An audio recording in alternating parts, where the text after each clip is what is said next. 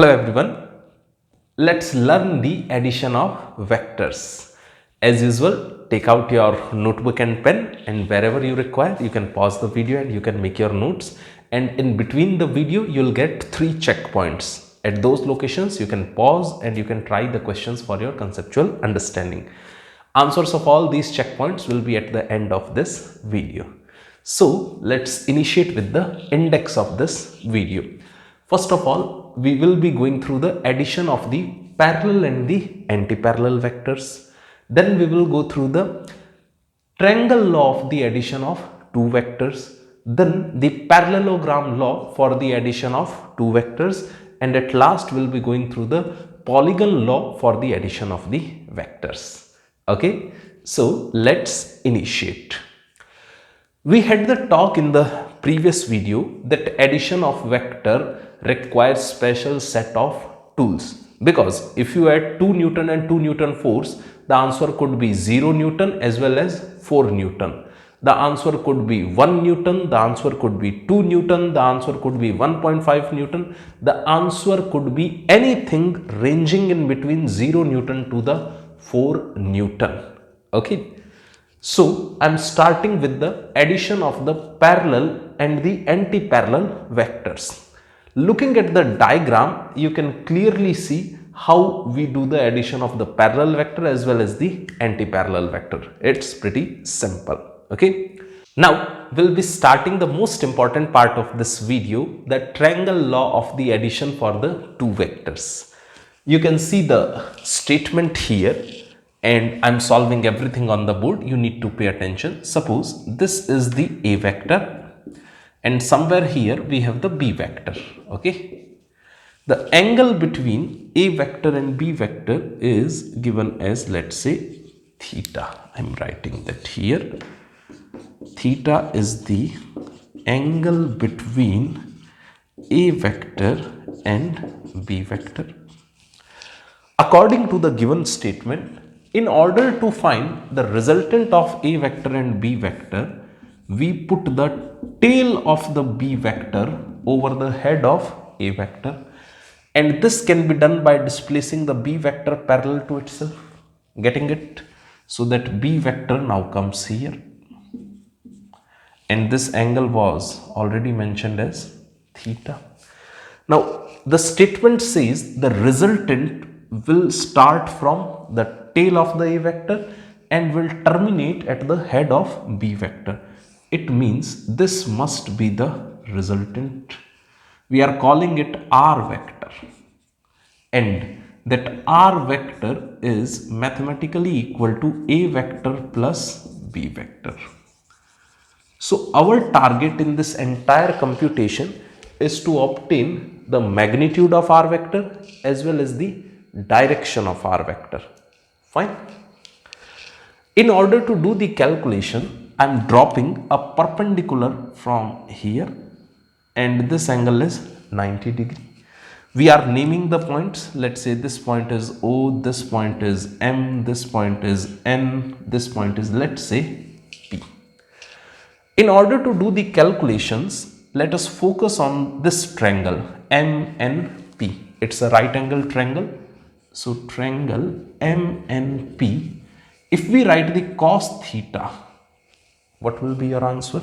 Look at this triangle and speak up.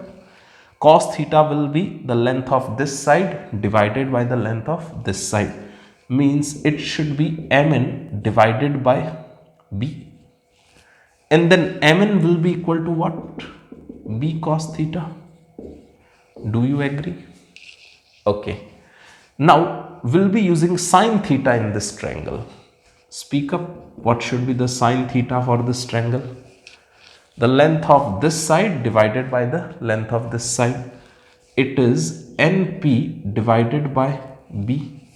So if we require the length of side NP, it should be equal to B sine theta. I hope you agree with this. Okay. Now, if you look at this bigger triangle, triangle OPN or triangle ONP, can we use the Pythagoras theorem? In triangle ONP, if we use the Pythagoras theorem, what we should be writing? ON whole square plus NP whole square should be equal to R square. Do you agree? Okay. Now I am putting up the values. The length ON is the summation of the length A plus length MN. So at the place of ON, I can write A plus B cos theta. Getting it? At the location of NP, we can write B sin theta is equal to R square. Fine. Now we are simplifying the things. A square plus B square cos square theta plus 2AB cos theta plus this will become B square sin square theta, and that R square I am writing here. Is it okay for everyone? Now pay attention. B square cos square theta and B square sin square theta. Can you take B square common? Then it will be inside the bracket cos square theta plus sin square theta, and that will become 1. So I am writing the final resultant answer. The R will be equal to the root of A square plus B square plus 2AB cos theta. One target has been achieved. The magnitude of the resultant vector R is this root of A square plus B square plus 2AB cos theta. Getting it? Now our target is to obtain the direction of the resultant vector. For that calculation, let us assume this angle is alpha. Then can we find tan alpha in this diagram? This triangle ONP. It's pretty easy. The tan alpha in the triangle ONP will be equal to what? The side NP divided by the side ON. So NP divided by ON. The value of NP is available with us. It is equal to B sin theta. And the value of side ON is also available. We have placed that earlier. So it is equal to A plus B cos theta. So the alpha will be equal to tan inverse of B sin theta divided by A plus B cos theta. Now what is alpha here? The alpha is the angle between A vector and R vector. Is it okay? Now you should write up to here, and then we'll go into the further details of this formula. Here is the shortage of the space. These are two important things: the magnitude of the resultant vector as well as the angle made by the resultant vector with the A vector. Fine. If you have any doubt up to here, you can post in the comment box. Sometimes in the books for the R, you might get this notation also: mod of A vector plus B vector. Okay. Here is one important thing: this R, this A, this B, they all are the magnitudes of the vectors, and all these magnitudes will always be non-negative. Clear? You can note down the things up to here, and then we'll proceed further.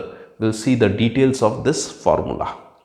These two things are pretty important: the magnitude of the resultant vector as well as the angle made by the resultant vector with the A vector. Okay.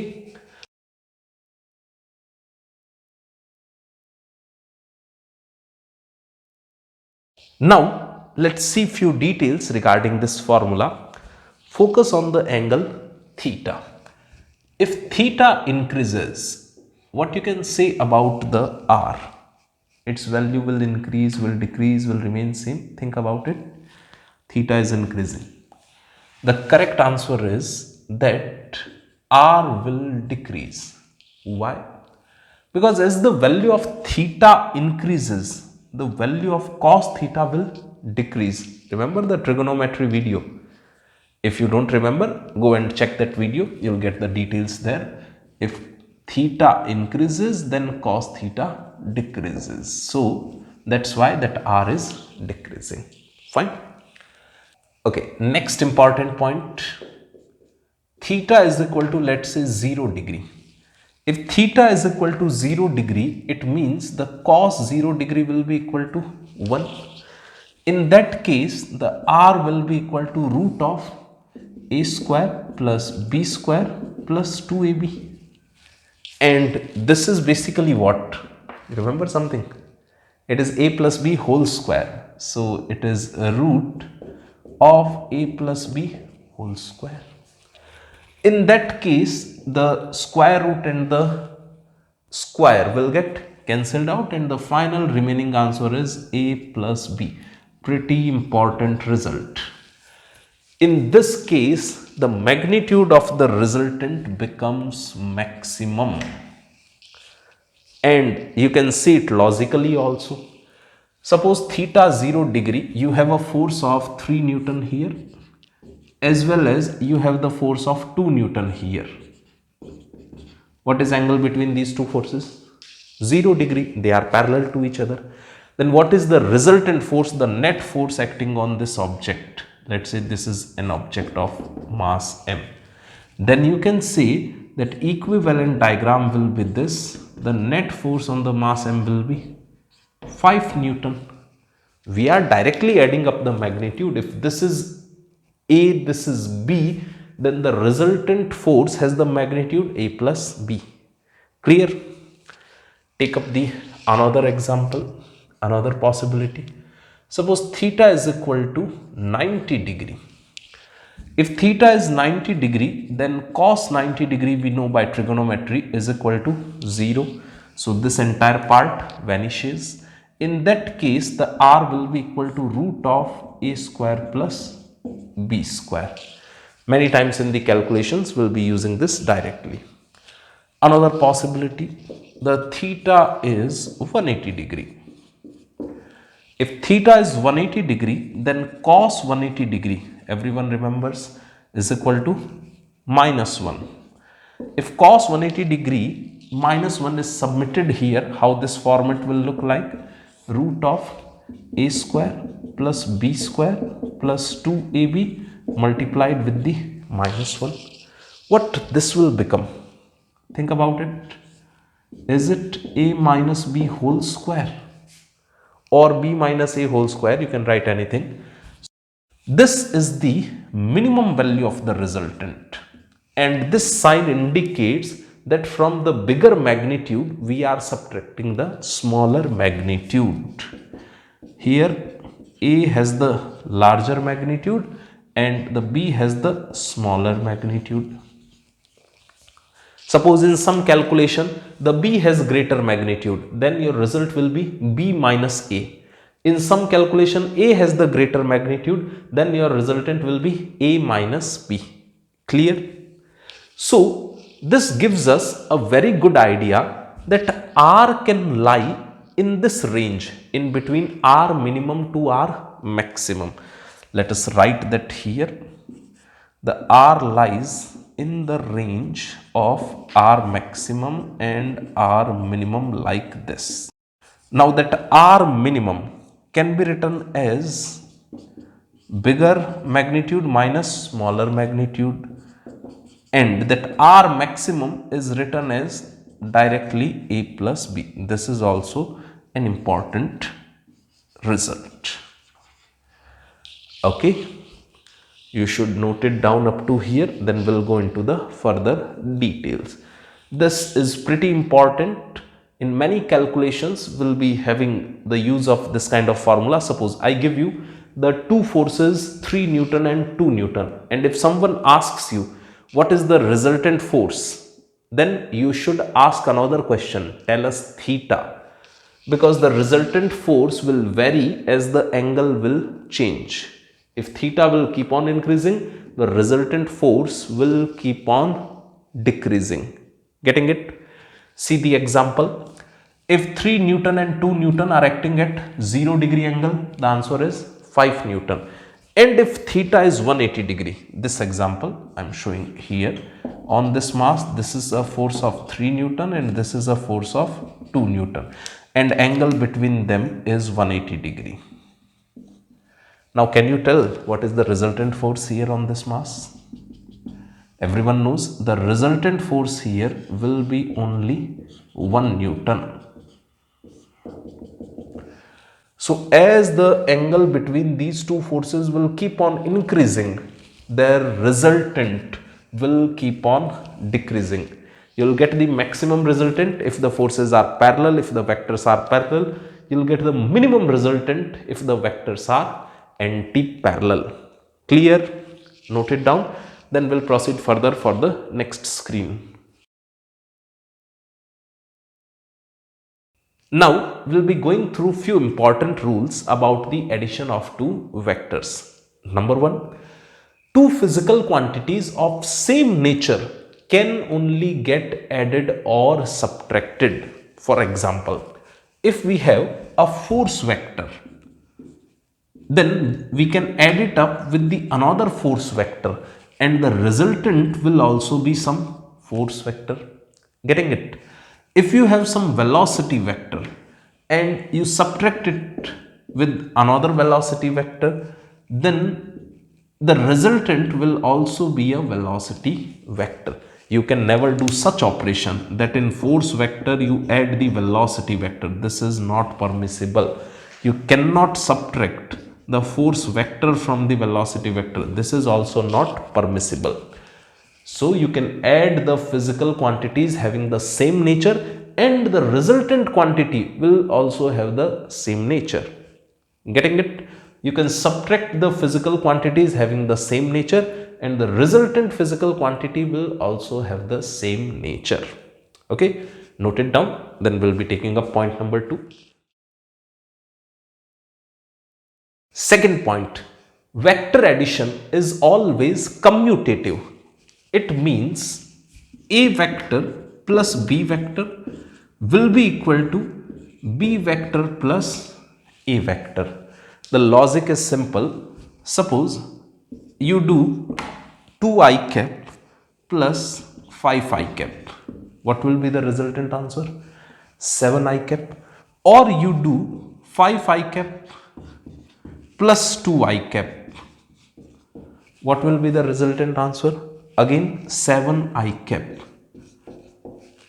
Note it down. Third point, the vector addition is associative. It means A vector plus B vector plus C vector is equal to A vector plus B vector plus C vector. Let's understand it through an example. Suppose A vector is 5i cap, the B vector is 3i cap and the C vector is 2j cap. Okay. Now I am putting the data again. A vector is 5i cap, B vector is 3i cap and the C vector is 2j cap. Can you check that both the results are same? In both the calculations, ultimately you are getting 8i cap plus twice j cap. Vector addition is always associative. Note it down. Fourth point, the resultant of two vectors of unequal magnitude can never be 0. For example, suppose one force has a magnitude of 3 Newton and another force has a magnitude of 2 Newton. Can you make their resultant 0? It's not feasible. Note it down. Fifth point, if vectors are of unequal magnitude, then minimum 3 coplanar vectors are required to make the 0 resultant. I'll take the previous example again with some modifications. Let's say this is a force of 3 Newton. Here is a force of 2 Newton. These two are coplanar. and their magnitudes are unequal, and I wish to make the resultant 0. Can you suggest me something?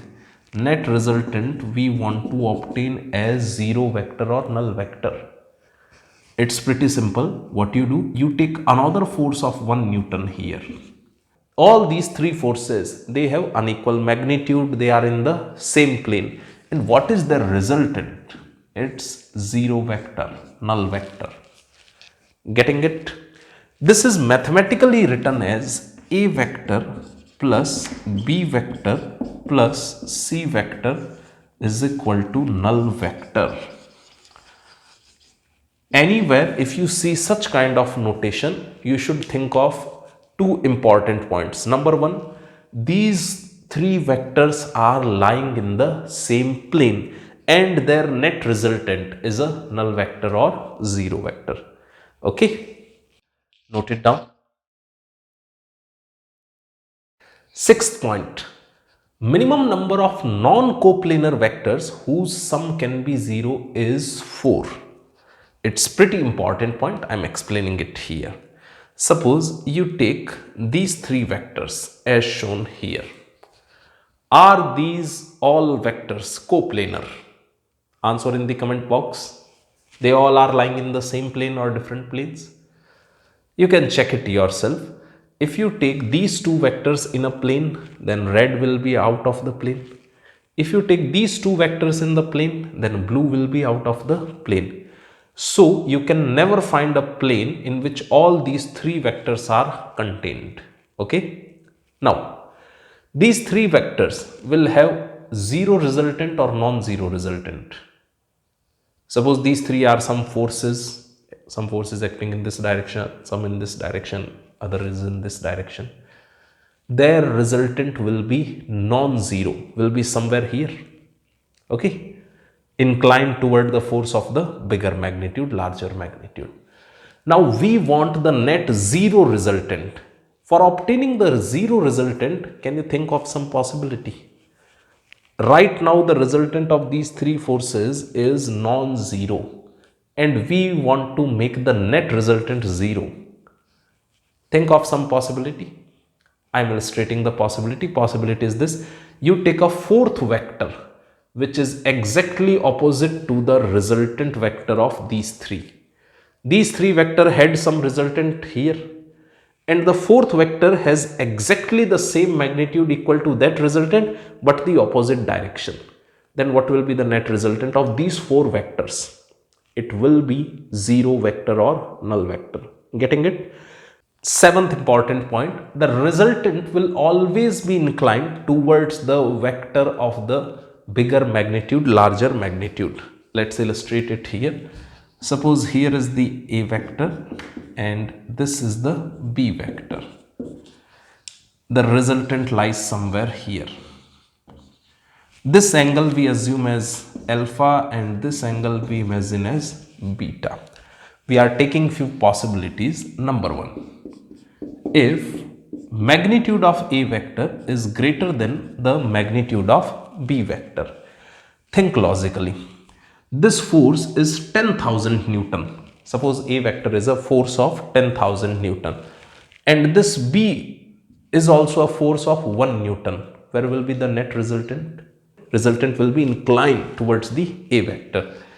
It means that alpha will be smaller than beta. Clear? Next possibility.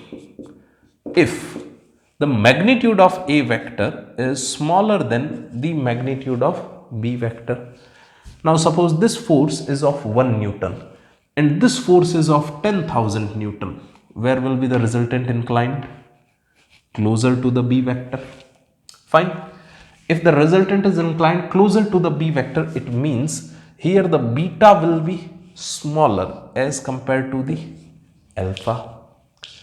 Third possibility, if the magnitude of A vector is equal to the magnitude of the B vector, this is of 100 Newton, this is also of 100 Newton. Where will be the resultant force? Anyone can tell? Exactly in between them at the angle bisector. So you can say in this case the alpha will be equal to beta. And suppose the angle between A vector and B vector we mention as theta. So in this case alpha is equal to beta is equal to theta by 2. Okay. Keep this thing in mind that resultant vector will always be inclined closer to the vector of the larger magnitude. And if the two vectors have the same magnitude, then the resultant will be exactly at the angle bisector. Note it down. Taking up the eighth important point, suppose the A vector and B vector has the equal magnitude, then the resultant vector will be exactly at the angle bisector. If A is equal to B, then the R will be equal to 2A cos theta by 2 or 2B cos theta by 2. Here theta is the angle between A vector and B vector. Can you prove this thing? Give it a try yourself. Simple calculation. Conditions are already mentioned on the board. If A vector is equal to B vector, then you have to prove this thing. Pause the video here and give it a try, and then post your opinion in the comment box. I am solving it here. We know the formula of the R. R was equal to root of A square plus B square plus 2AB cos theta. We'll be putting up the values in this formula according to the given condition. The given condition says that A and B are equal. So at the location of B, I'll be replacing A. It will look like as A square plus 2AA cos theta. Do you agree? R is equal to root.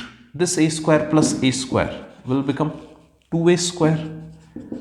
This is also the 2A square cos theta. So R is equal to root of 2A square 1 plus cos theta. By trigonometry, do you remember how much is 1 plus cos theta?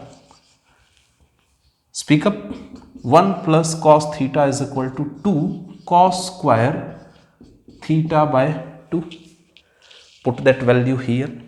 Then your R will come out to be 2A cos theta by 2. And since we had the assumption that A and B are equal, so it can be written as 2B cos theta by 2. Pretty important result. You can note it down.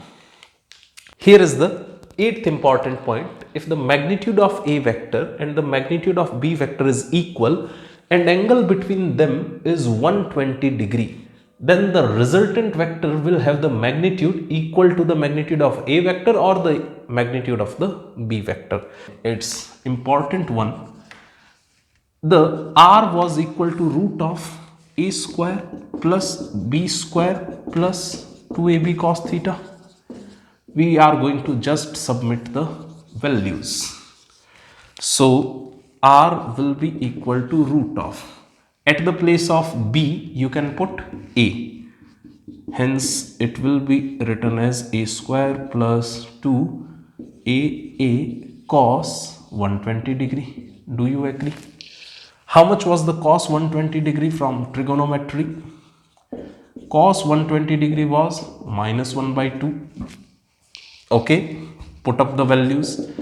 This A square and A square can be clubbed as 2A square plus here 2A square again and multiplied with minus 1 by 2. Compute it, what you will get. R will be equal to root of 2A square minus A square because this 2 is getting cancelled out, and then R will be written equal to A. And since the magnitude of A is equal to the magnitude of B vector, so you can write it here. It indicates if the two forces of the same magnitude are acting at an angle of 120 degree, then the resultant will also have the same magnitude. For example, here is a 10 Newton force, this is also a 10 Newton force, and angle between them is, let's say, 120 degree. Someone asks you how much is the resultant force, then the resultant force will also have the magnitude of 10 Newton, and that resultant force will be exactly at the angle bisector, means this angle will be 60 degree as well as this one will also be 60 degree. And this is pretty interesting. 10 Newton and 10 Newton force you are applying at a point, and the resultant force is also 10 Newton. Amazing. Getting it? You can note it down. Then we'll be taking up the important point number 9. Here is the 9th important point. If the resultant of two unit vectors is also a unit vector, then angle between those unit vectors is 120 degree, or vice versa. If the two unit vectors are at an angle of 120 degree, then the resultant will also be a unit vector. I am proving it. We know that the formula for the magnitude of the resultant is written as root of a square plus b square plus 2ab cos theta. Clear? According to the given language, the magnitude of a vector is 1, magnitude of b vector is also 1, because we are talking about the unit vectors, and the resultant vector also has the magnitude 1, and we need to find this theta. Is it okay for you? I am submitting all the values and doing the calculations.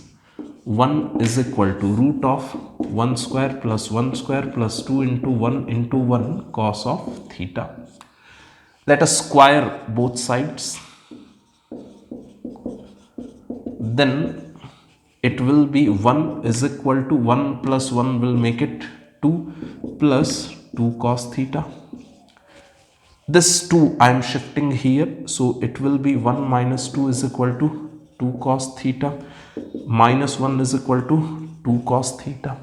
This 2 I am shifting here in the denominator, minus 1 by 2 is equal to cos theta. Do you remember how much should be the theta? We have done that. Theta should come out to be 120 degree. So we have proved the first statement. If two unit vectors have their resultant also as a unit vector, every unit vector will have magnitude 1 only, then the angle between the unit vectors will be 120 degree, or vice versa. If the angle between two unit vectors will be 120 degree, then the resultant will come out to be 1.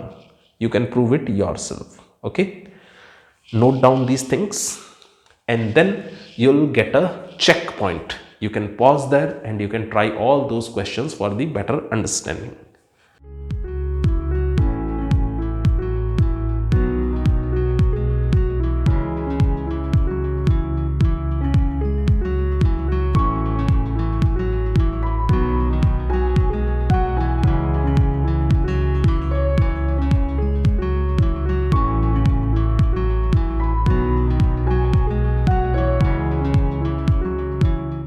I hope that you have attended all the questions of the checkpoint 1. Now we'll learn through few questions. I'll be taking up numerous interesting questions to strengthen the concept. So let's start with the question number 1. We have the combination of forces given on the board and you have to choose for which combination you will get the maximum resultant force. You can pause the video here and can give your answer in the comment box. The question is pretty simple. Okay, I hope you are done with your calculations. According to the concepts, if you remember, if theta increases, what happens to the resultant? Theta was the angle between two vectors. You remember that resultant decreases. So Here you can see, as you are going from left to right, the angle between these two forces is continuously increasing. It means for this case, the resultant will be minimum. Okay. Here we will get the 0 vector. And for this case, you will get the maximum resultant. Pretty simple calculation. Fine. So your correct answer should be the first possibility. Okay. Simple one. Note it down. Then we'll be taking up question number 2.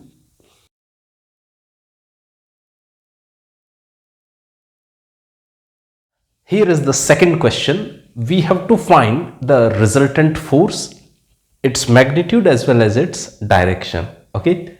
You can pause and you can give it a try. If you remember the important cases, we have seen all these things earlier.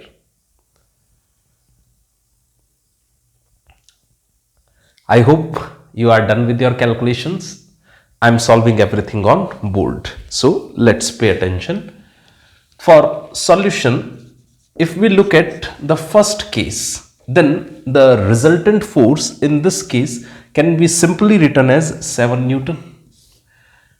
If two forces are parallel, they are acting at a point in the same direction, the net resultant force as shown will be 3 Newton plus 4 Newton.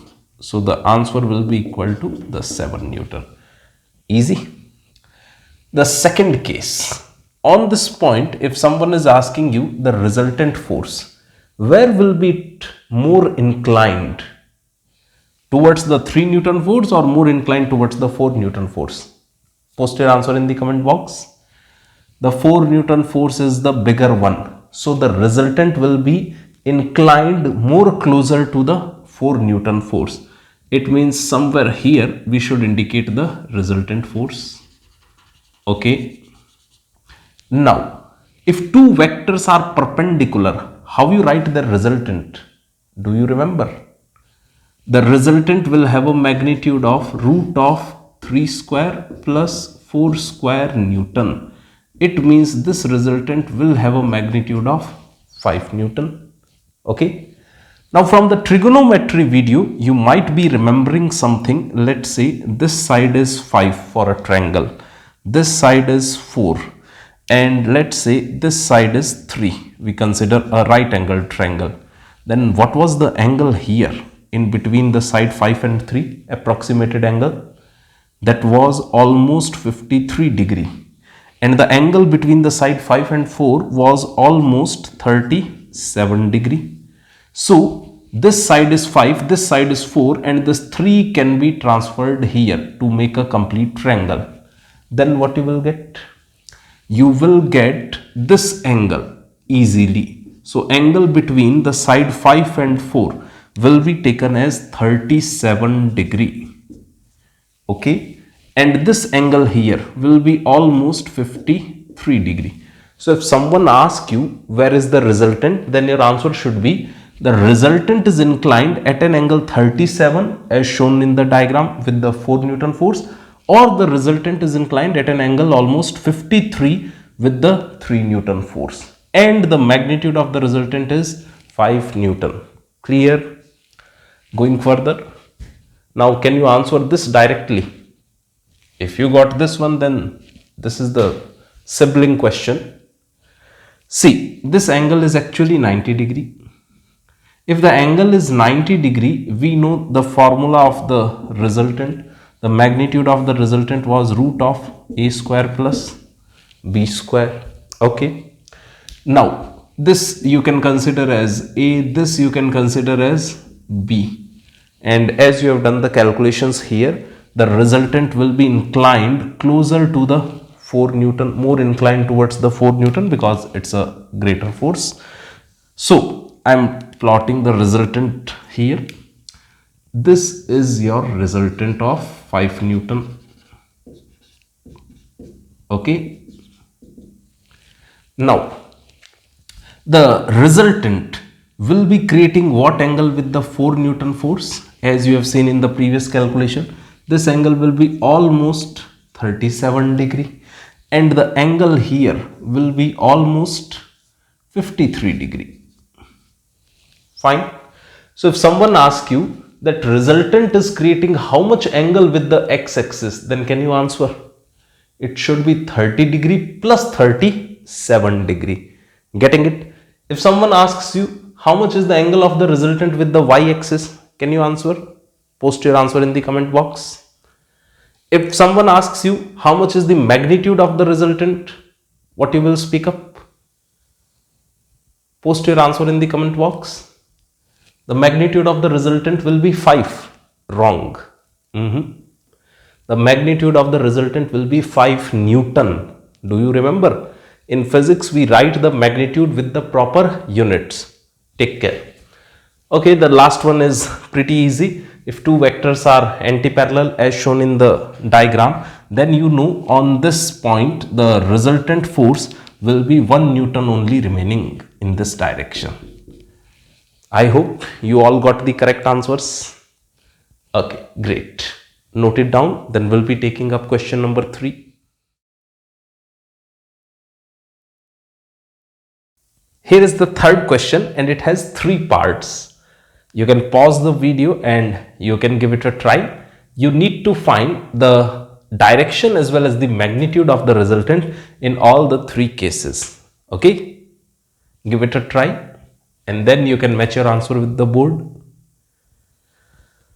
Okay, I'm solving everything here.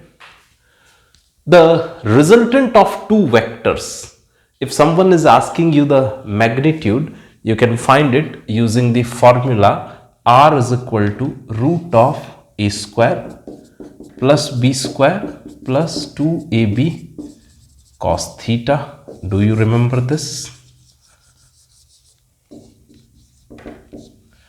This can be treated as a, this can be treated as b, and this can be treated as theta. So easily we can simplify the magnitude of the resultant force. It will be root of 5 square plus 5 square plus 2 into 5 cos 60 degree. And since it's a force, so its unit will be Newton. Okay. Simplify it further. The resultant force will have the magnitude root of 25 plus 25 plus 2 into 25 and cos 60 degree. Do you remember is how much? 1 by 2, and here is the unit Newton. This 2 and 2 is getting cancelled out. So R comes out to be 25 plus 25 plus 25. So 25 into 3 Newton.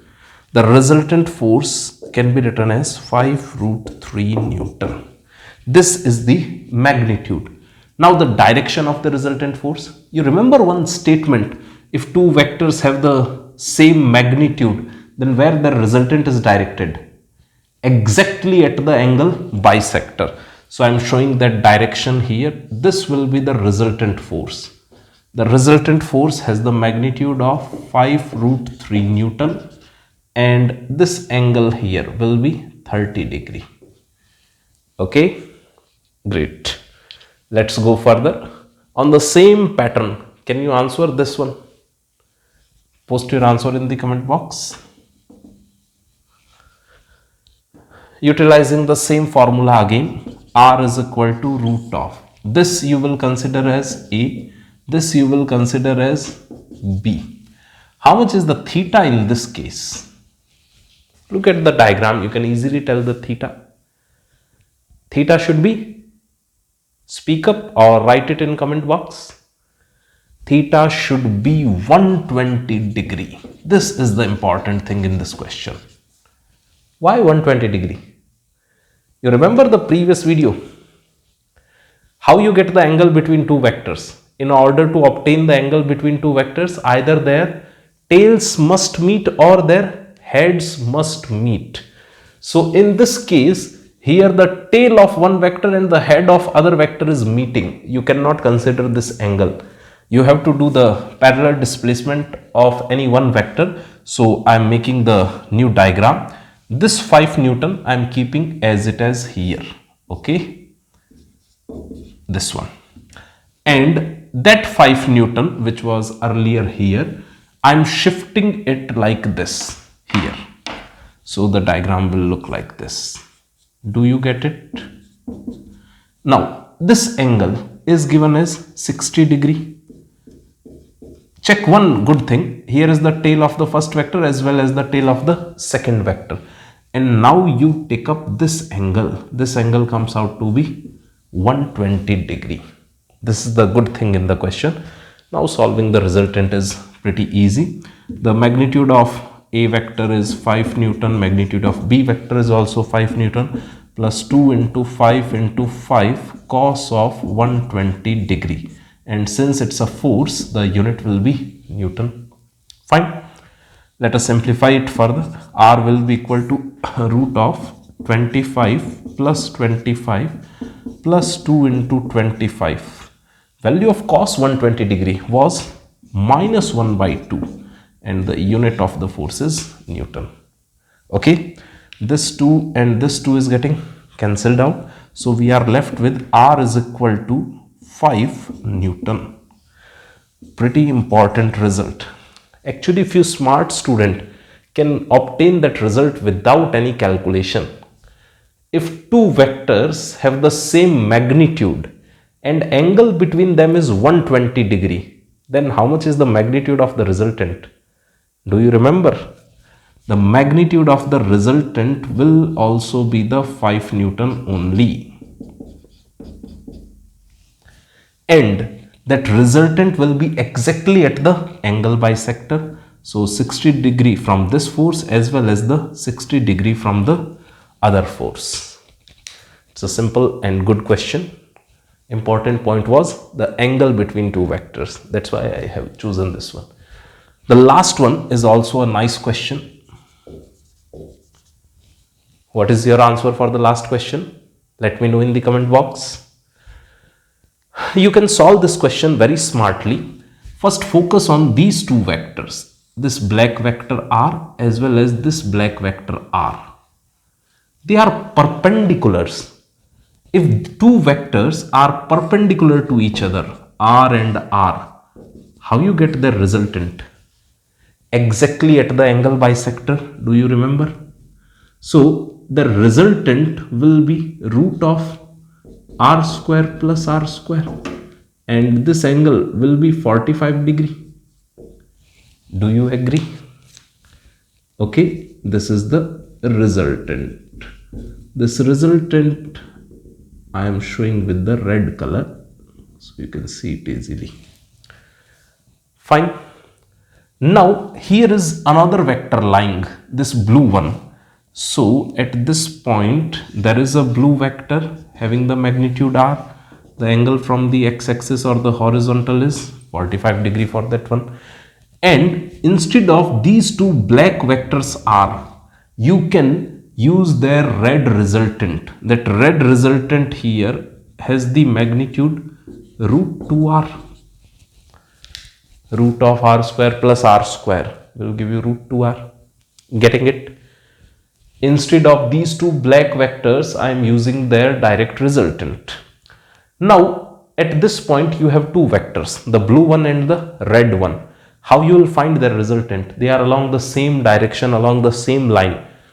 It means you can simply add up their magnitude. So, for this point, if someone asks us the final resultant, the final answer, then its magnitude will be r is taken common, and you are left with 1 plus root 2 and the direction is 45 degree from the x-axis. This is the final resultant of all these three vectors. Clear? This is also a good one. This r comes here and this root 2r also coming here. Okay, note it down.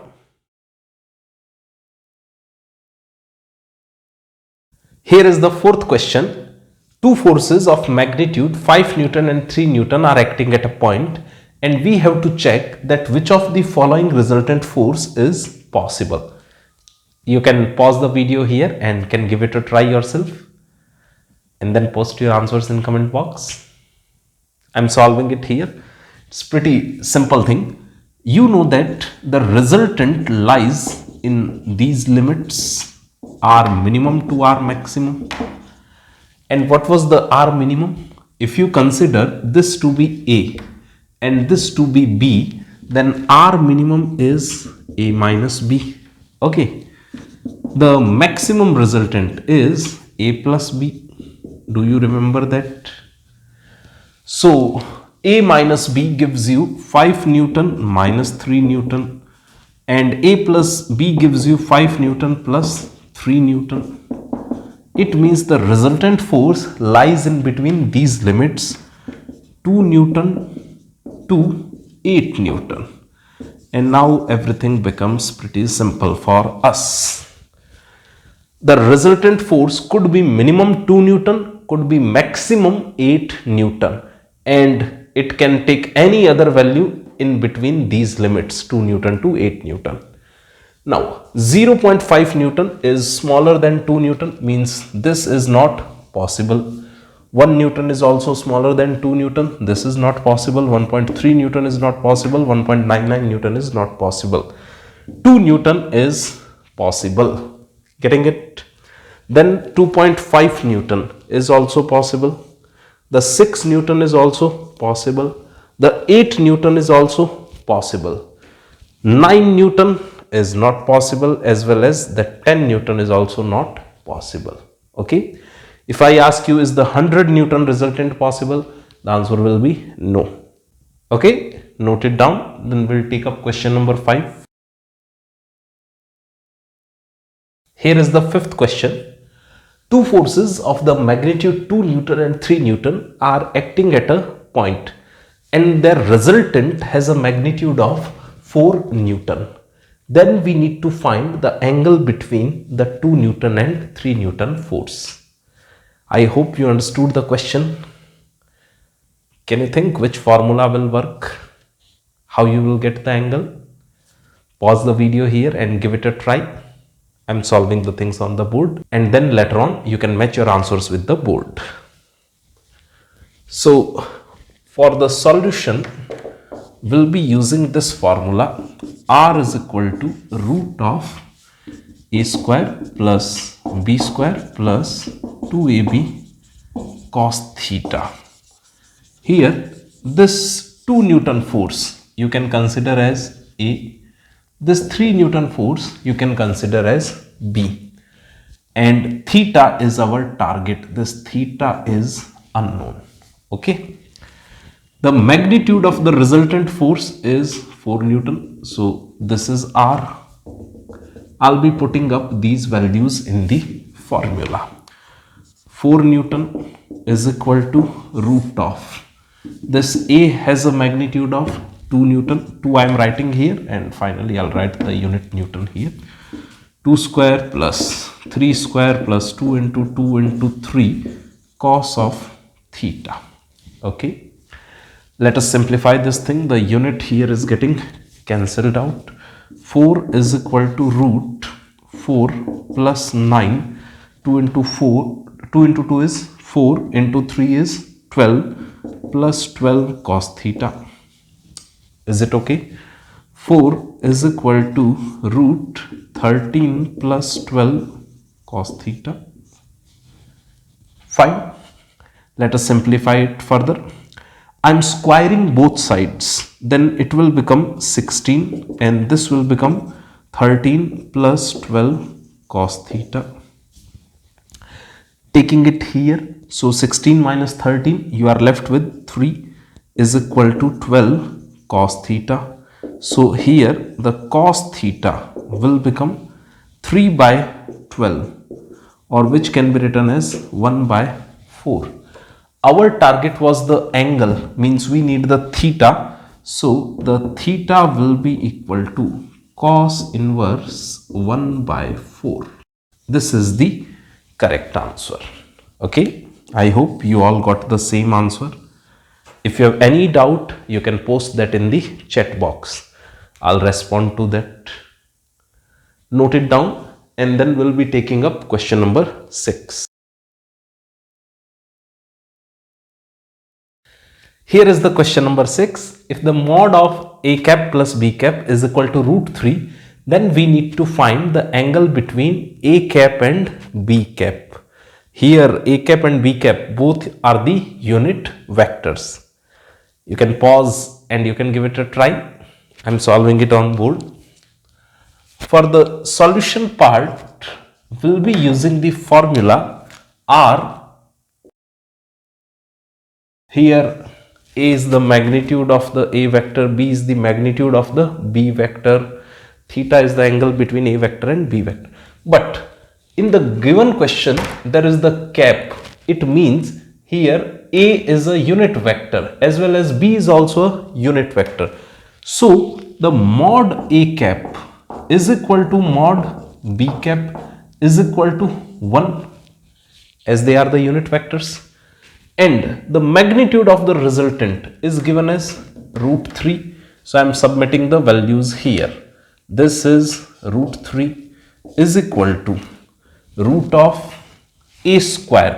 Since a is a unit vector in this question, so magnitude is 1 square plus 1 square plus 2 into 1 cos theta. Do you get this? Squaring both sides.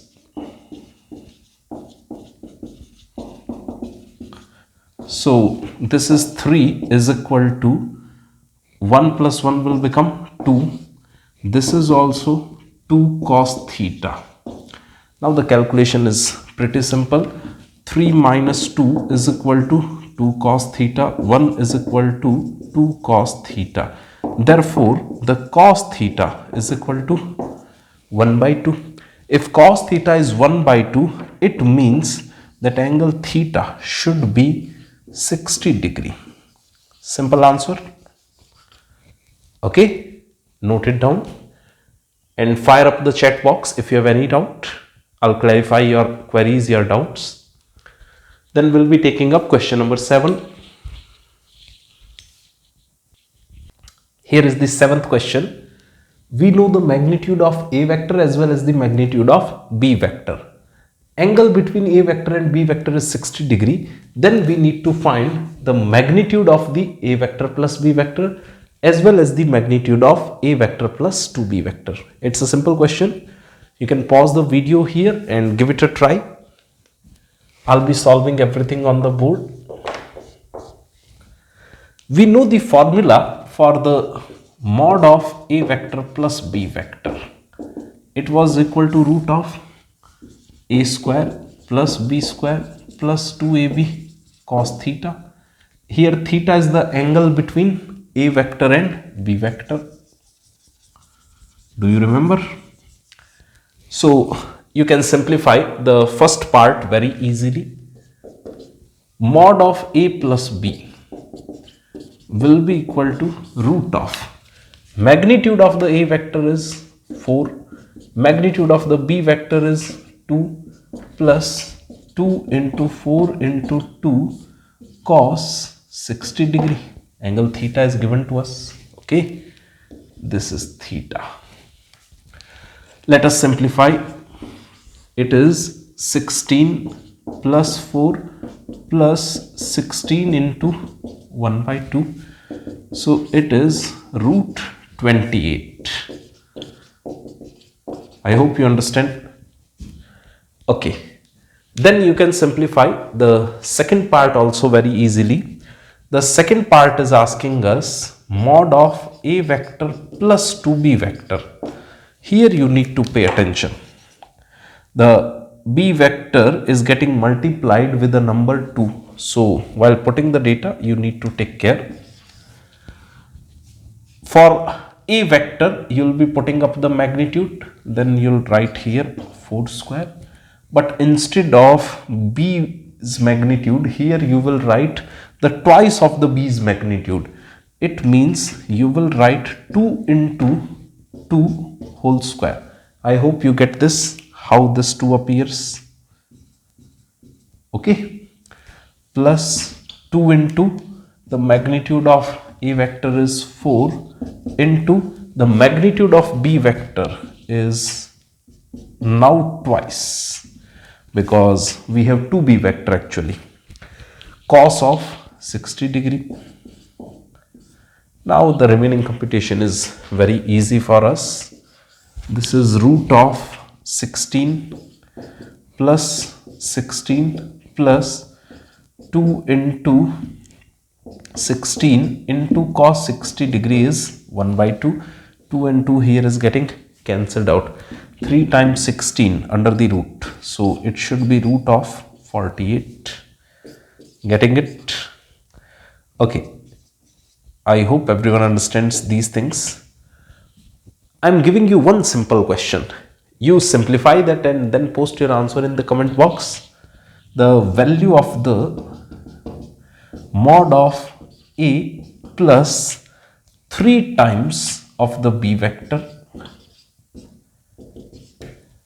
I'm not doing it in the same way what you have done here. You can do the calculation for the third part, and I'm not giving you any answer. You should post your answer in the comment box. Then I'll be taking up the next question. Okay.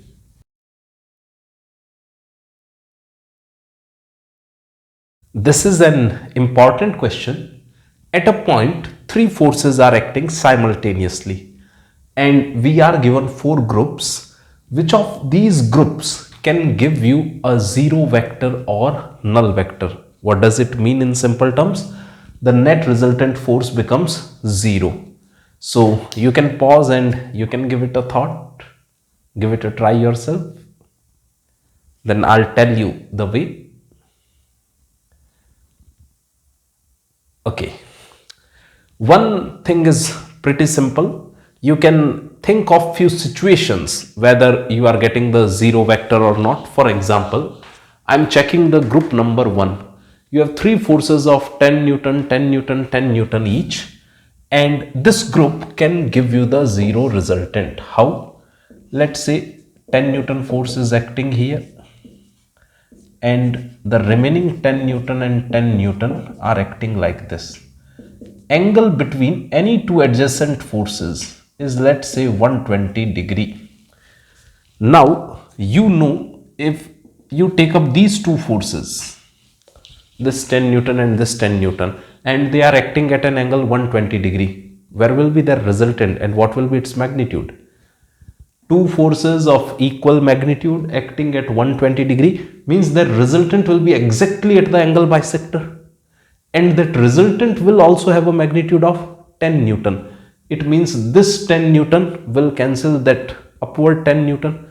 So the net resultant force will become 0. Here you will get a null vector.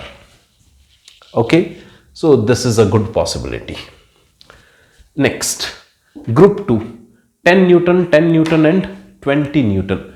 Group 2 can be checked very simply. 120 Newton force is applied in this direction, let's say, and the 2 10 Newton forces you apply in this direction. So this 20 Newton, that 20 Newton will cancel out. It means this is also a good possibility. Here also you can get a zero resultant or null vector. Okay. Now making such diagrams is not easy for everyone. So there is a nice trick. If the sum of any 2 forces is greater than or equal to the third force, then the net resultant will be 0 in such cases. For example, you sum up these 2 10 Newton, your answer will be 20 Newton, and 20 Newton is greater than or equal to the third remaining force. What do you say? It is greater than. Okay. Now you sum up these 2, 10 Newton and 10 Newton is 20 Newton, and 20 Newton is greater than the remaining third 10 Newton. Fine. You can sum up these 2, 10 Newton and 10 Newton is 20 Newton, and 20 Newton is greater than remaining 10 Newton. It means this pair will result into a null vector. There is a possibility. Now group 2. You sum up 10 Newton and 10 Newton, which will become 20 Newton, and 20 Newton is equivalent to 20 Newton, the remaining one. It means there is a possibility of getting a zero vector, but you need to check all possible pairs. So I am checking this one. 10 Newton and 20 Newton will become 30 Newton, and 30 Newton is greater than the third remaining force, so it's fine. And then check the last possibility. 10 Newton and 20 Newton is again 30 Newton. That 30 Newton is greater than this 10 Newton. All three possibilities, they are getting satisfied. Then we are sure that it can give us a zero vector or null vector. Now you answer the group 3. Can it give zero vector or null vector? Check all three possibilities. Okay. When you check carefully, you'll come to know that group 3 can also give you the zero vector or null vector. How? 10 Newton and 20 Newton will give you 30 Newton, and 30 Newton is greater than this 20 Newton. Okay. Check the second pair. 20 Newton and 20 Newton will make 40 Newton, and 40 Newton is greater than this 10 Newton. And then check the last possibility. 10 Newton and 20 Newton is 30 Newton. 30 Newton is greater than the remaining 20 Newton. It means this group can result into a null vector or zero vector. Check yourself the fourth possibility. It will not result into a zero vector or null vector. Why? 10 Newton plus 20 Newton will make 30 Newton, but 30 Newton is smaller than the remaining 40 Newton. So this is getting failed. Okay.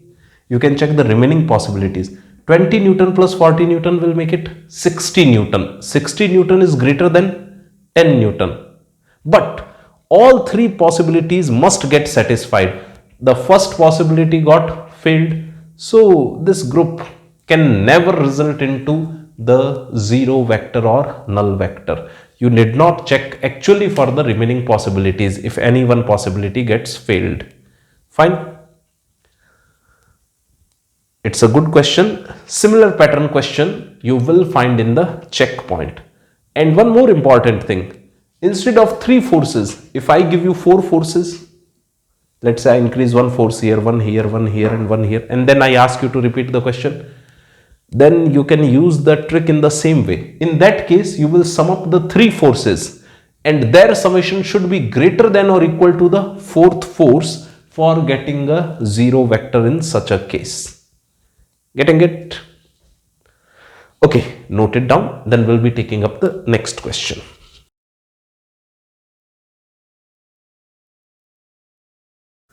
This is a super question. You pause the video and you should read it very carefully. This question can be solved in 2 ways. One is using the equation and the other one is using the triangle law of vector addition. I'll recommend you to solve the question using the triangle law of vector addition. That will be actually quick. Think about it. Try to draw a triangle on the paper according to the given language. There are 2 vectors, A vector and B vector. The resultant is perpendicular to the A vector. That is the first hint for making the triangle. And then the second hint, the magnitude of the resultant vector is half of the magnitude of the B vector.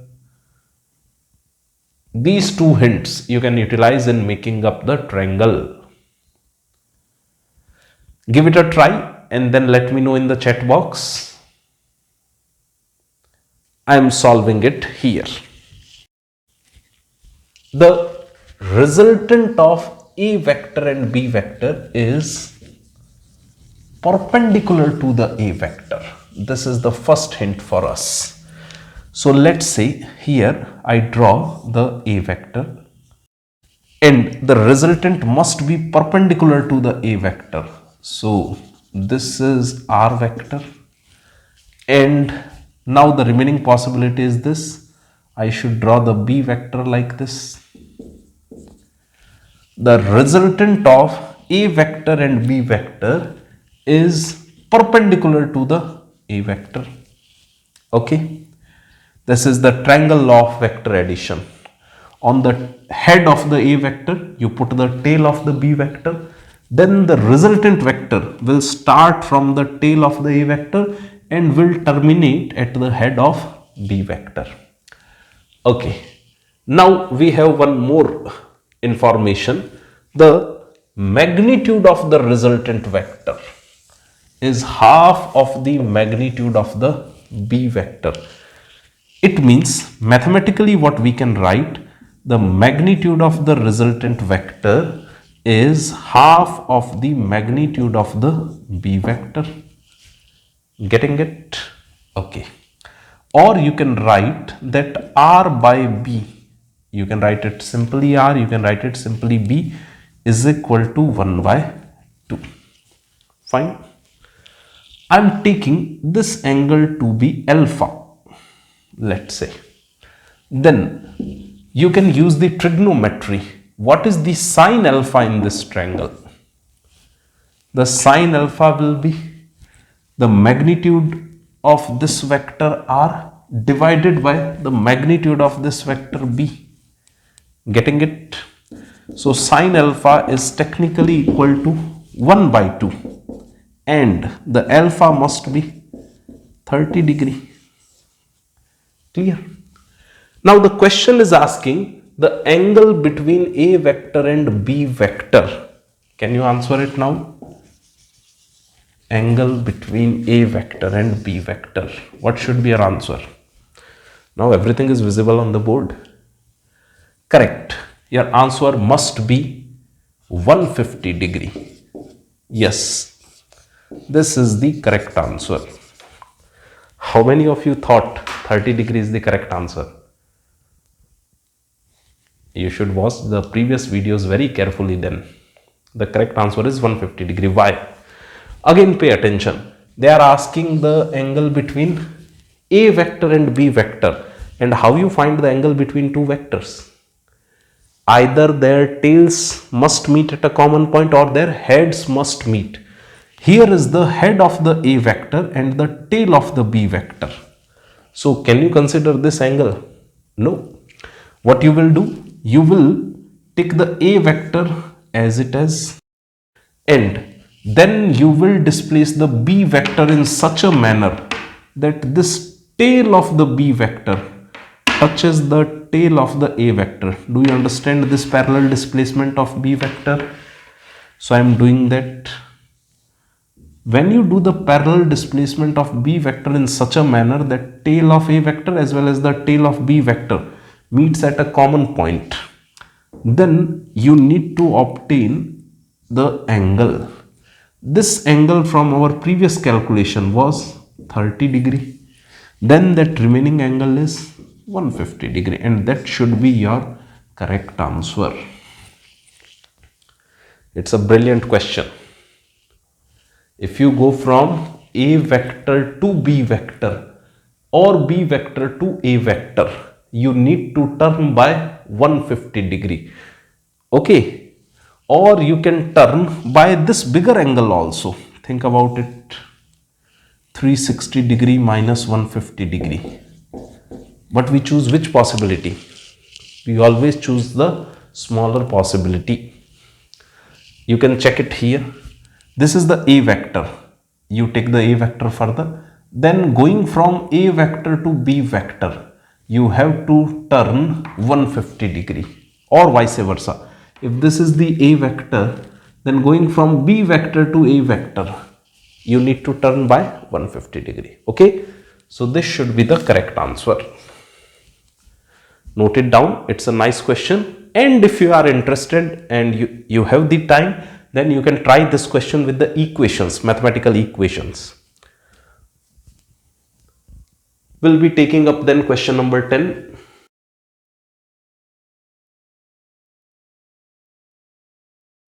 This is also a super question.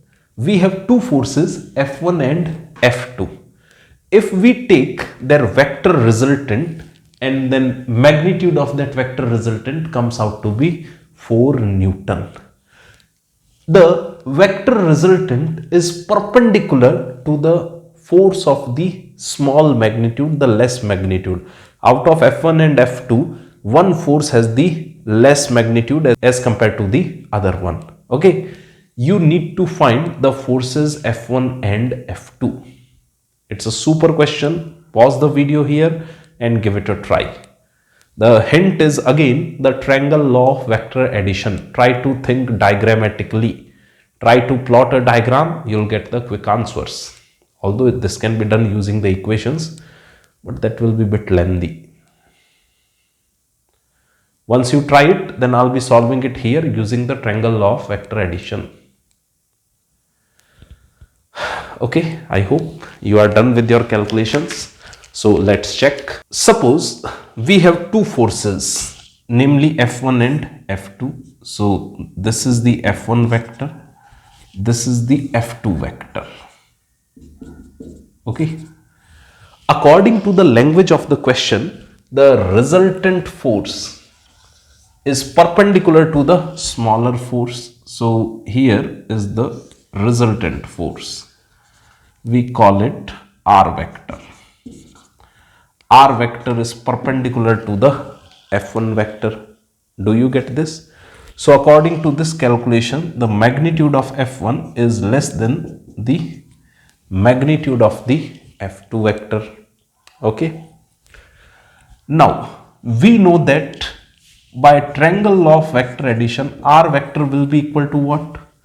F1 vector plus F2 vector, and the mod of R vector is technically equal to the mod of F1 vector plus F2 vector. Do you agree? Mod of F1 vector plus F2 vector is already available. It means this is 4 Newton.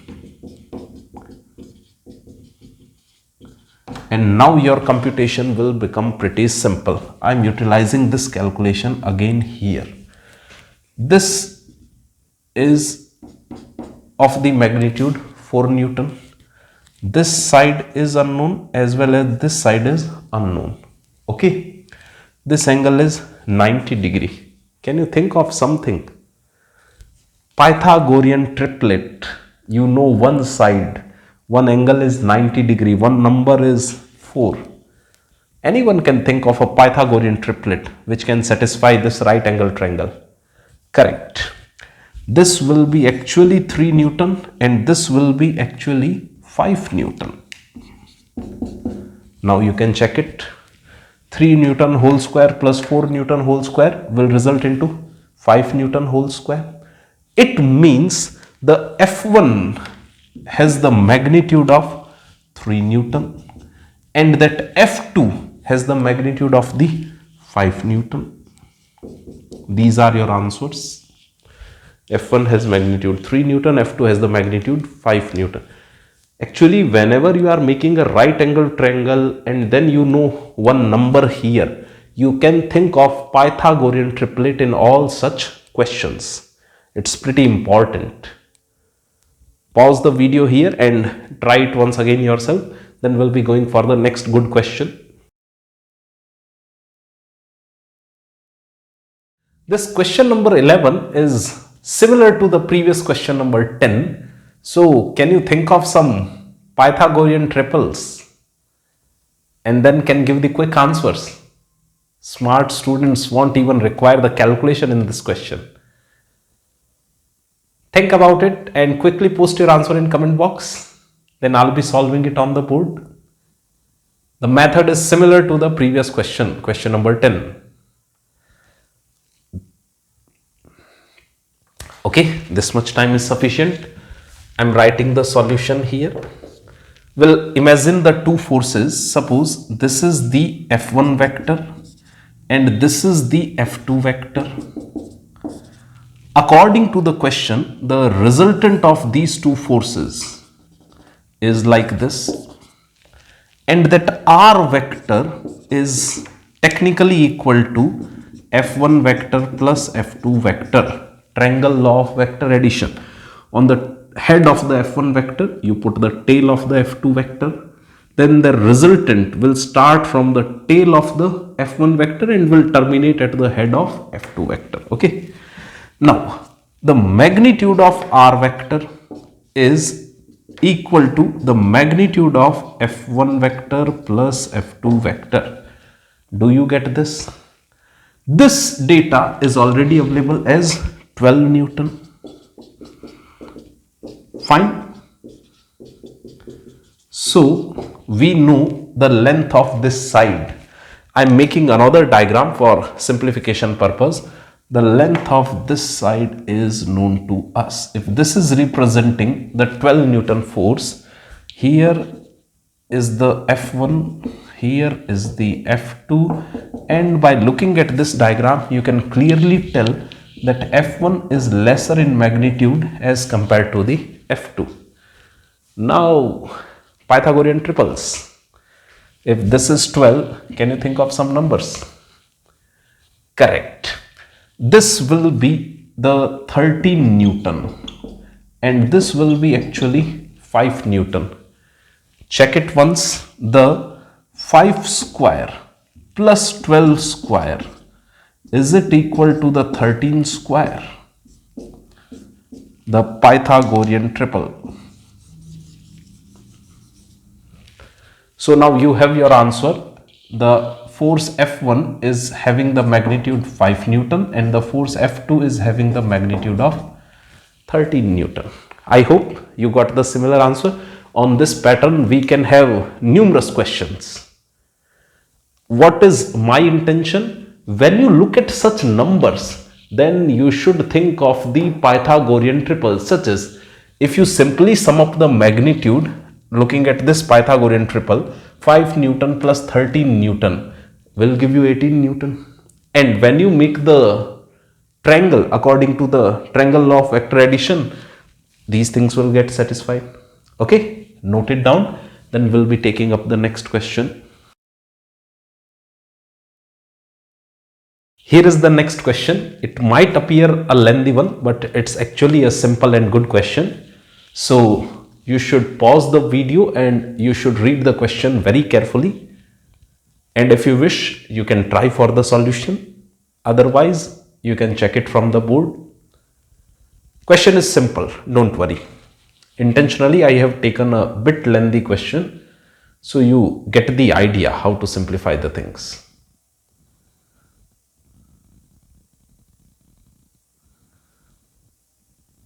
Okay, I'm starting the solution. Whenever you find a lengthy question, you should proceed line by line, such as you read up to here and then proceed this line only, this much. Do not bother about the remaining things. Let us proceed for this line first. The mod of p vector plus q vector, we know that how to simplify that.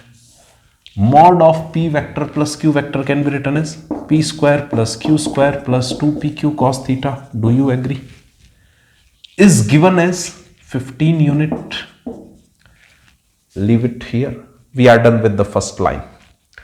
Now, the second line. The direction of q vector is reversed. What does it mean? Earlier, let's say this is p vector and let's say this is q vector. For the new calculation here, the direction of q vector has been reversed. It means the p vector is as it is and the q vector will now actually get reversed. So it will look as minus q vector in the diagram and the angle here will be 180 degree minus theta. Getting the difference? Direction of q vector is reversed and it is added to p vector. Then you get resultant as root 113 unit. It means the new computation for these two lines I'm talking.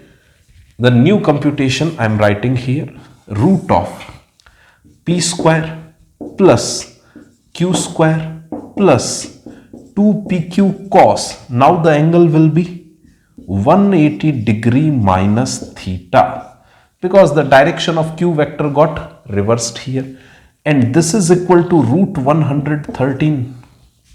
Do you get this? You call it equation number 1, you call it equation number 2. You will require this data, cos 180 degree minus theta.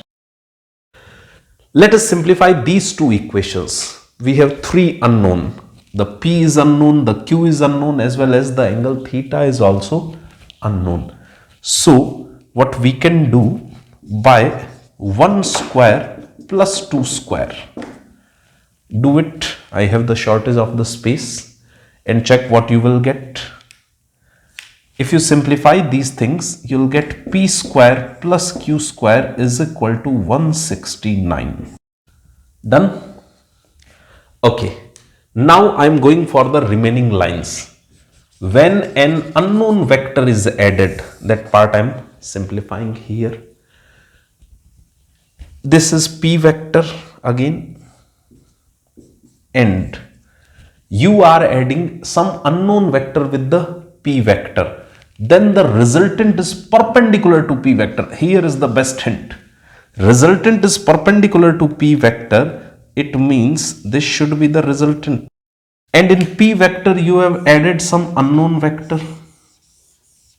This vector is the unknown vector. Okay.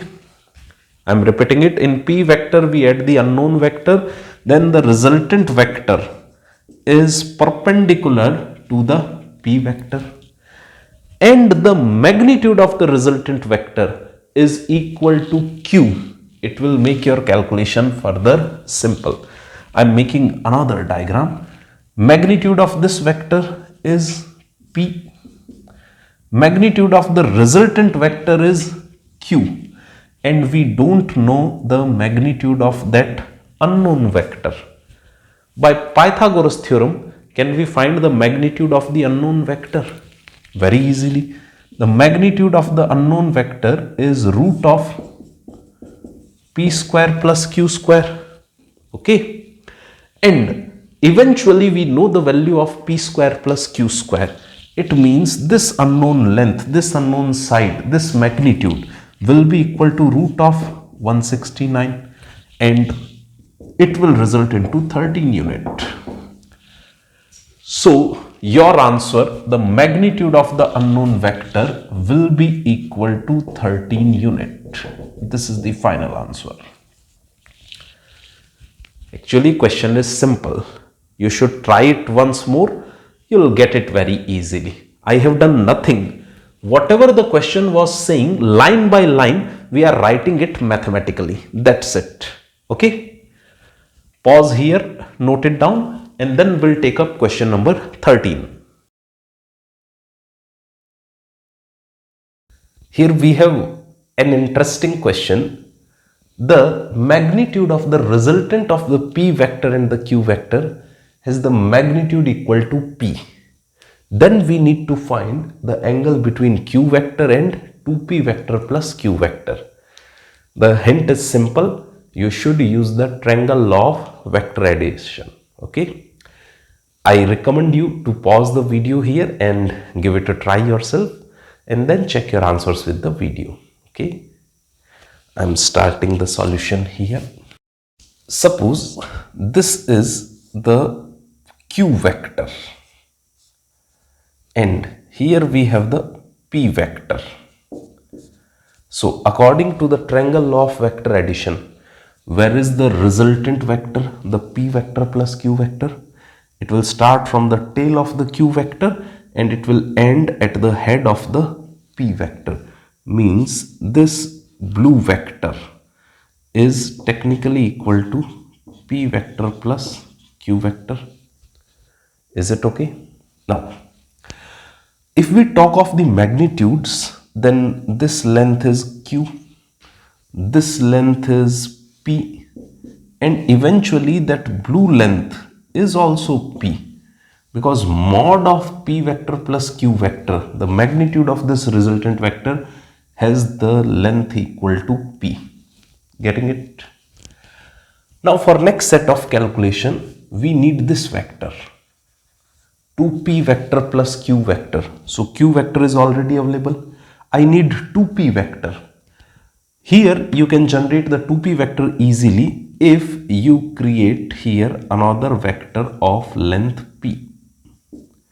See this p vector plus p vector, what it will become? 2p vector. And the q vector has been added into the 2p vector. It means where will be the new resultant? The new resultant will look like this, 2p vector plus q vector. Do you agree? 2p vector plus q vector, the resultant by triangle of vector addition will be like this. Fine. Okay. Now, if I complete the triangle here, then this length is also p, and we are writing few angles. Look at this triangle. This side is p, this side is also p. If two sides are equal for a triangle, it means the angle in front of those sides will also be the same.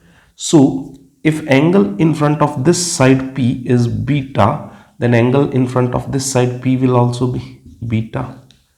Do you agree? Fine. Now, look at this triangle. In this triangle, again you have the two sides as p and p. It means in front of this p, if the angle here is beta, then in front of this p, the angle here will also be the beta. Is it okay?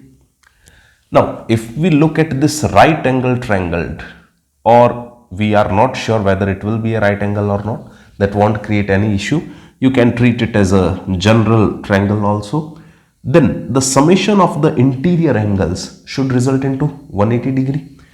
So for this triangle, I am writing the data, this beta plus this beta plus this 2 beta should result into 180 degree. Do you agree?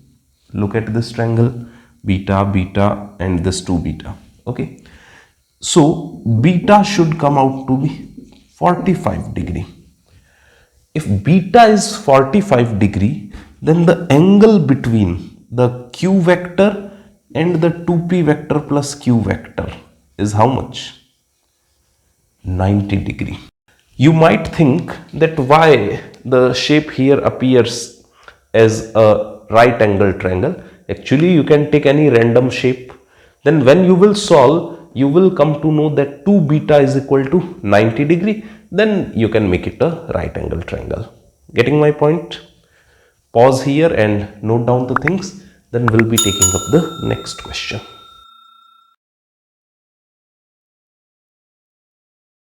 Here is the next important question. We have a regular hexagon and the corners are named as A, B, C, D, E, F and the center is O. If AB vector plus AC vector so on is equal to n times AO vector, then we need to find the value of n. Again, this can be solved using the triangle law of vector addition. So you can pause here and you can find the n and then post your answer in comment box. I'm solving the things here. Can you write this as AB vector and this as BC vector like this? The AC vector will get directed from A to C here. This is AC vector. And that AC vector can we write as AB vector plus BC vector? Check the triangle law of vector addition. AB vector plus BC vector. Then the resultant is AC vector. Call it equation number 1. Then we will require AD vector. The AD vector is directed from here to point D, and there is something good in this. If you look for AD vector, then this length is AO, and this length will also be equivalent to the AO length, and this vector you can write as AO vector. It means the AD vector is 2 times of AO vector. I am repeating this, since it's a regular hexagon, then this length and this length will be same. So the AD vector is equivalent to the 2 times of AO vector. Now we need the AE vector. AE vector will get directed like this. Can we write the AE vector using the triangle law of vector addition here? Think about it, what you should be writing.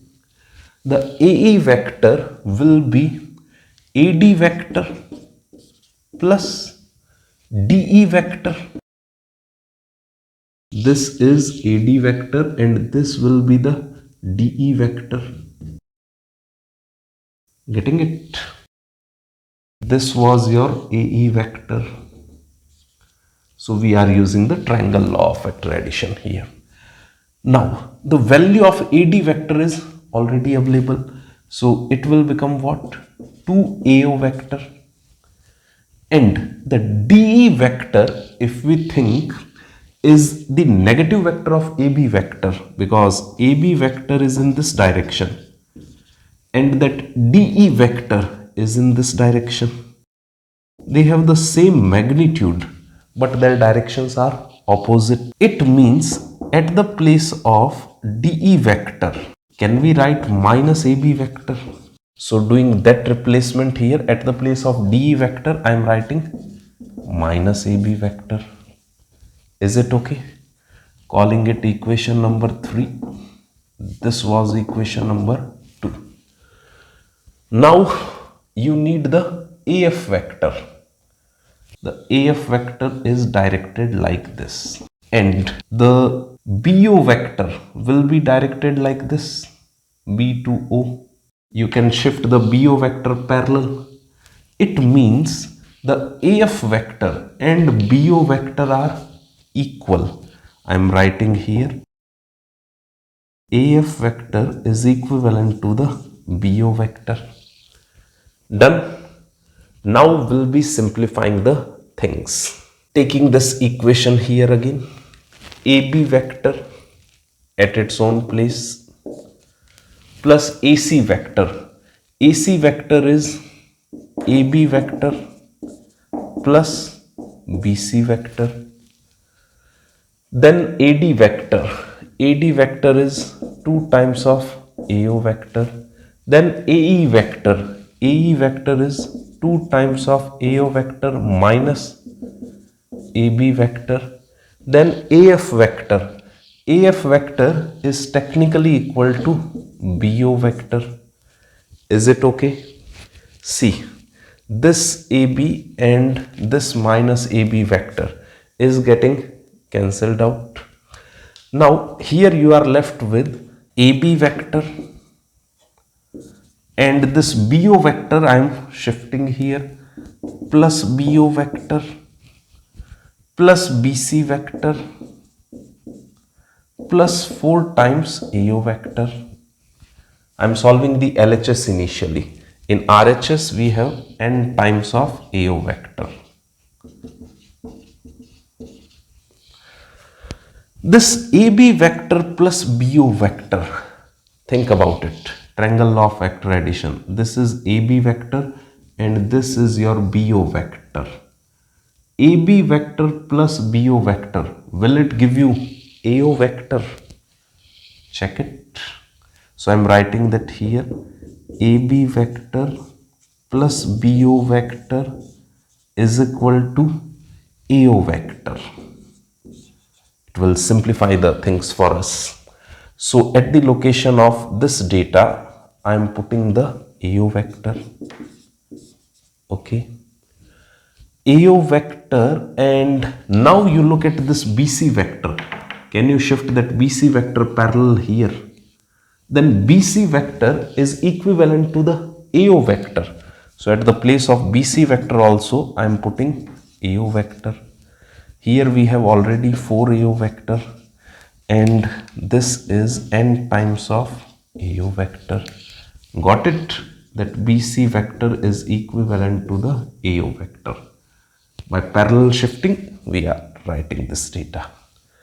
So 6 times of AO vector is equal to n times of AO vector. That means that n has the value 6. A brilliant answer. This question is good one. You'll get a good practice for the triangle law of vector addition. Okay. Pause here, note it down, and if you have any doubt, you should fire up the chat box. And I request you to try this once again.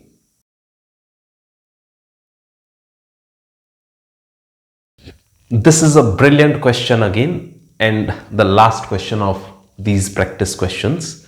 We have 3 vectors, namely P vector, S vector and Q vector as shown in the diagram. The fourth vector is the R vector inclined like this. Okay. The R vector is related with the Q vector and P vector by this relation. Then we have 3 points, point O, point P and point S. The distance PS is given as B times the mod of R cap.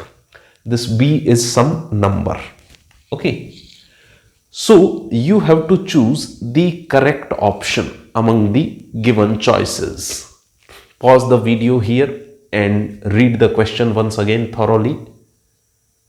The hint is simple. This question will be done using the triangle law of vector addition. So if you wish, you can give it a try. Okay, I'm solving it on the board. Pay attention. Focus on these 3 points, O, point P, point S. So it will be a triangle OPS. Okay. In triangle OPS, we will use the triangle law of vector addition. Speak up what you can write. It's simple thing. We should be writing OP vector plus PS vector should be equal to what? OS vector. Do you agree? The OP vector is actually equal to P vector. The PS vector has this much magnitude. I am writing the magnitude of the PS vector. And the direction of PS vector is along the direction of the R cap. Do you agree? Unit vector along the R vector will be the R cap, and that unit vector will indicate the direction. And we know one more thing. The R cap will be equal to the vector R divided by the magnitude of vector R. Okay. So we have written the magnitude of PS vector and its direction will be R cap. This step is important. Do you get this? PS vector is like this. Magnitude is BR and the direction is toward the R cap. OS vector, we can see in the diagram, is already given as the S vector.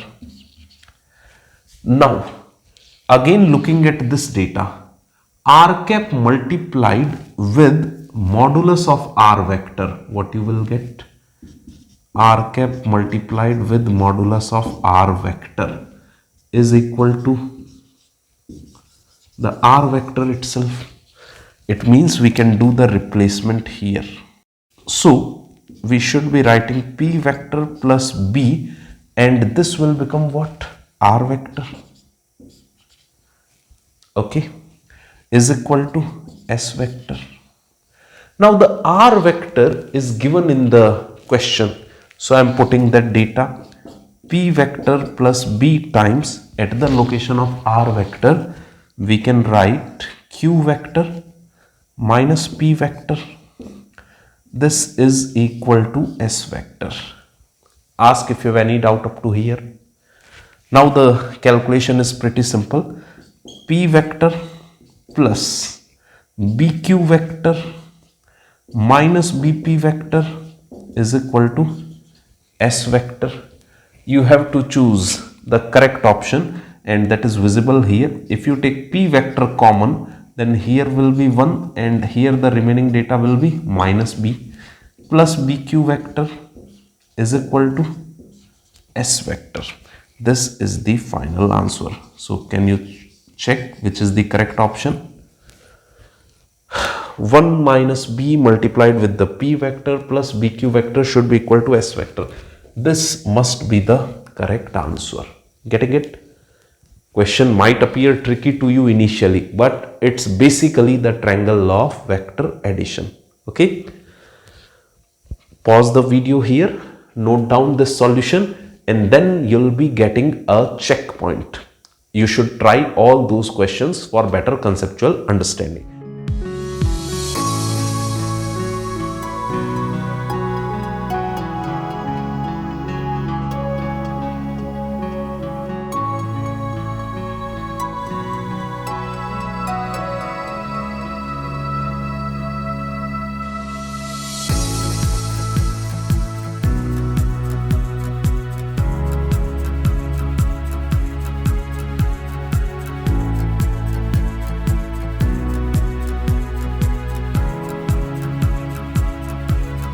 Our next topic is the parallelogram law of vector addition.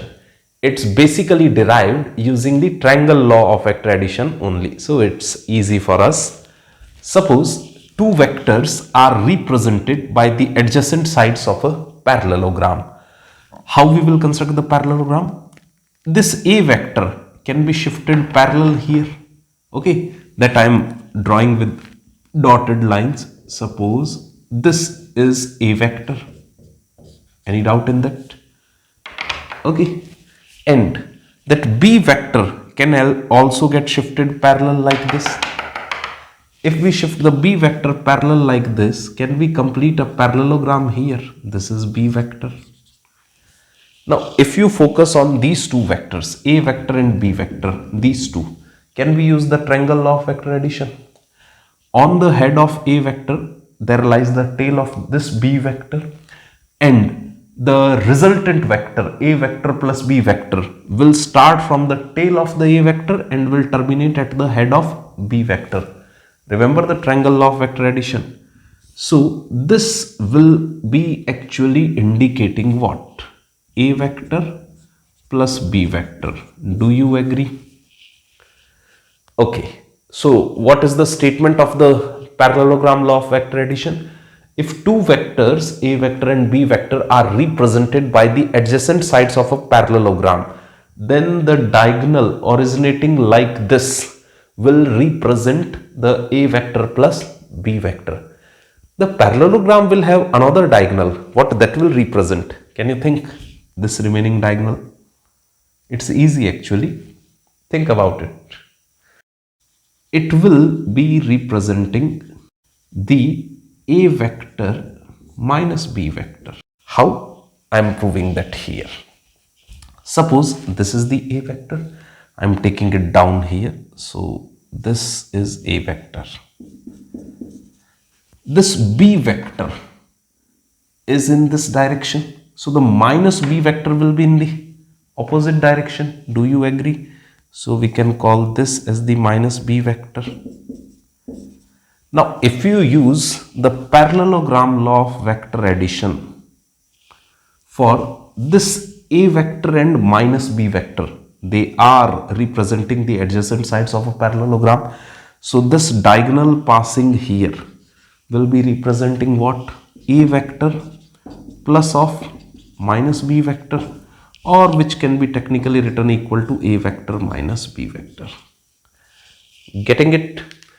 So for this parallelogram, we should keep in mind this diagonal will represent A vector plus B vector, and that diagonal will represent A vector minus B vector. Done? Okay, so now I am writing the magnitudes. Mod of A vector plus B vector will be equal to what? You remember? A square plus B square plus 2AB cos theta. What is theta there? Theta is the angle between A vector and B vector. What mod of A vector minus B vector will represent? It will represent root of A square plus B square minus 2AB cos theta. Here, in both the formulas, this angle theta is what? The angle between A vector and B vector.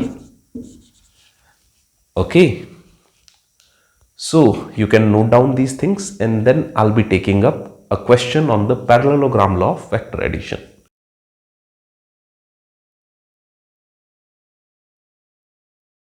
Here is a simple question on the parallelogram law of vector addition. We have a parallelogram ABCD as shown on the board, and we have to prove this thing. You can pause the video here and you can give it a try yourself.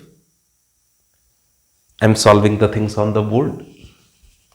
First of all, we'll try to obtain the AC vector by triangle law of vector addition. That can be done. This is the AB vector directed from A to B. This is the BC vector directed from B to C. and this is the AC vector.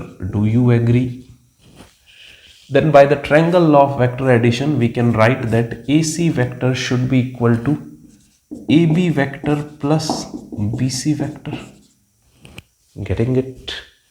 Now we need to figure out that BD vector also for the calculation.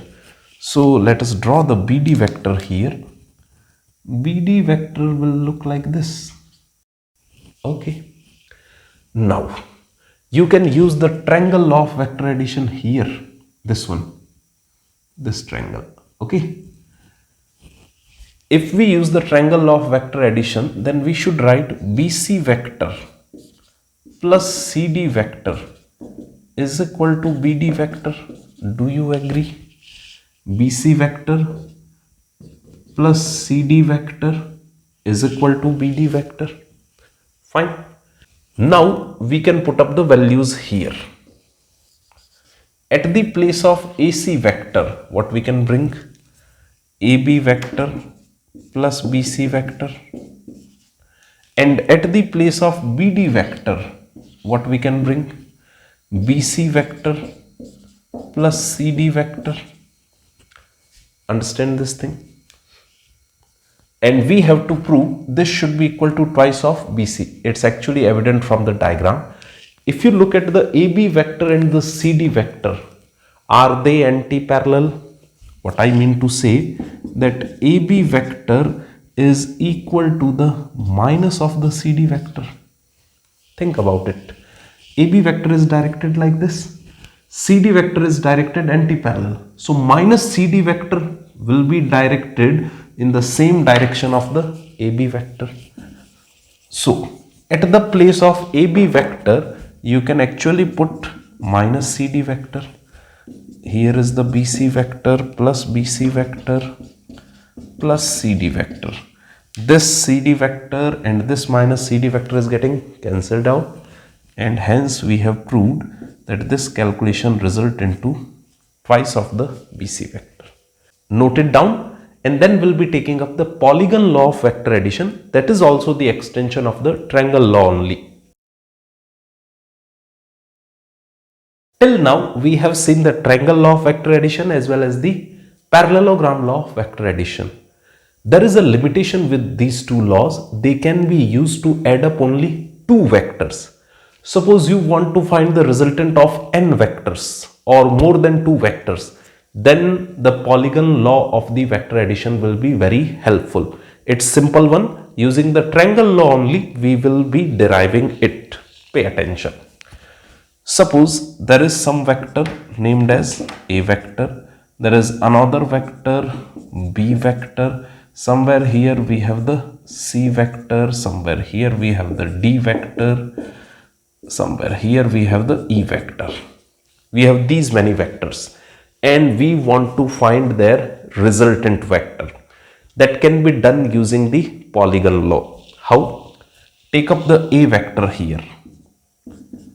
On the head of the A vector, put the tail of the B vector, and this can be done by shifting the B vector parallel here. Okay. So the B vector comes like this. Then on the tail of the B vector, put the C vector, and C vector can be displaced parallel like this. So the tail of the C vector will touch the head of the B vector. Here is the C vector. Then the D vector is also displaced parallel here. So the tail of the D vector is touching at the head of C vector. Here is the D vector. Then you displace the E vector parallel like this. So the tail of E vector meets the head of the D vector. Here is the E vector. Okay. Then according to the statement, the resultant of all these vectors will start from the tail of the first vector and will end at the head of the last vector. This will be the resultant vector. We call it R vector. This R vector is mathematically equal to A vector plus B vector plus C vector plus D vector plus E vector. Okay, now how to prove it using the triangles law? Pay attention. This is A vector, this is B vector, and if I draw a resultant vector, what you will call it? This one. This will be actually indicating the A vector plus B vector. Do you agree? By the triangle law of vector addition. Now in this A vector plus B vector, you are adding up the C vector. Pay attention, A vector plus B vector, and you are adding up C vector. Then you will get a new resultant. What will be that new resultant? A vector plus B vector plus C vector. Do you agree with this? Now in the blue vector, let's say you add the D vector. In this blue vector, you are adding the D vector. Then what will be your resultant? It will be A vector plus B vector plus C vector. This part was already there. And then you have added up the D vector. Okay. And then this A plus B plus C plus D vector added with the E vector. A plus B plus C plus D vector getting added with the E vector, then your resultant will be the R vector. So you take the triangles and use the triangle law for two vectors. Then you keep on proceeding in the same way, you will get this resultant. Getting it? Another important thing. Suppose you get a closed polygon. By the word closed polygon, what I mean? This is A vector, this is B vector, this is C vector, this is D vector, and this is, let's say, E vector. And this closed polygon has the same order: head, tail, head of B vector, tail of C vector, head of C vector, tail of D vector, head of D vector, tail of E vector, head of E vector, tail of A vector. So head, tail, head, tail, head, tail in the same order. In such a case, the A vector plus B vector plus C vector plus D vector plus E vector will result into the null vector. This is also important result. We can prove it very easily. Once you neglect the E vector, okay, forget the E vector, then using the polygon law, can we write the resultant of the A vector, B vector, C vector and D vector? Yes.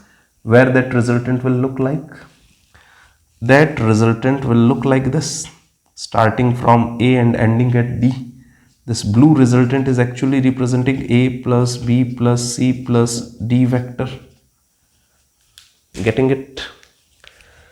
Now, whatever magnitude this A vector plus B vector plus C vector plus D vector has, the E vector has equal magnitude but opposite direction. Do you agree?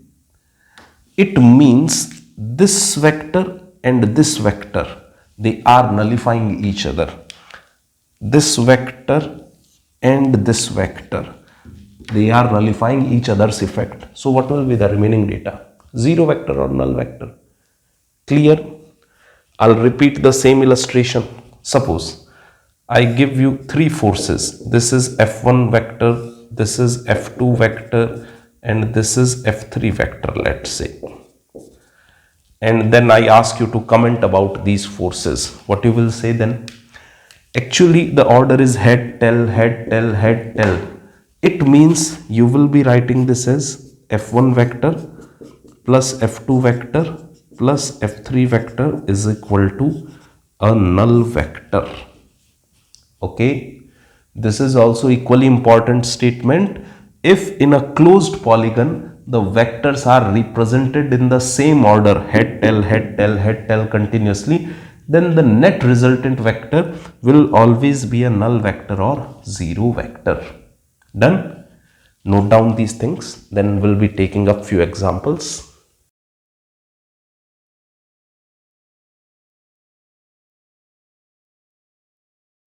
Here is the last important point of this video. If we have few coplanar forces of equal magnitude and at the equal angle of separation, then their resultant will always be a zero vector. For example, this force has the magnitude F as well as this has the magnitude F, and they are at the equal angle of separation. So their resultant will be a zero vector or null vector. Okay. Similarly, you take this example. These two forces we know will have a resultant F here. Do you remember? Two forces acting at an angle of 120 degree having same magnitude F, the resultant will also have the magnitude F. This F will nullify this one. So the effective resultant in this case is also zero vector. Okay. Look at this diagram. It's clearly evident this force is cancelling this one. This force is cancelling this one. So the resultant here is a zero vector or null vector. Same is happening here. This force is getting cancelled here. This force is getting cancelled here. This force, everything is getting cancelled out. So the resultant here is also a zero vector. It's simple and easy statement. You can note it down and then you'll be getting a checkpoint. Try to pause there and solve the questions, and later on you'll get answers of all the checkpoints. Okay? Stay awesome. Take care.